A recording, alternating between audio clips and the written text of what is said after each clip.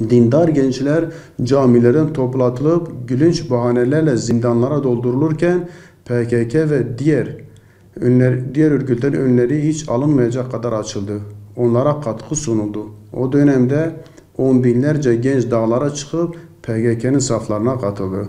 Daha sonra yasanan ve özellikle bölge şehirlerini harabeye çeviren olayların çukur siyasetinin altyapısı daha o günlerde atıldı. Derin, karanlık güçlerin elleriyle hazırlanmıştı. Bu süreç bizzat devletin imkanlarıyla yürütüldü. Devletin elleriyle yürütüldü. İrtica ile mücadelesi adı altında yürütüldü. Demokrasi adına yürütüldü. Layıklığı koruma adına yürütüldü. Atatürk'ü koruma, Atatürk ilke ve inkılaplarını sahip çıkma adına yürütüldü. 28 Şubat 15 Temmuz darbesinden çok daha yıkıcı olmasına rağmen 15 Temmuz darbesi girişimcilerine yönelik sürdürülen tasfiye çalışmaları ne yazık ki 28 Şubat failleri için yürütülmedi.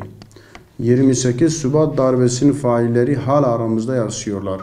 Devletin çeşitli kademelerinde aktifler ve aynı zihniyeti devam ettiriyorlar. Fırsat kullanan bu derin karanlık yapılar imkan bulduk anda bu ülkeyi, bu halka yine aynı acıları yaşatmakta çekinmeyeceklerdir.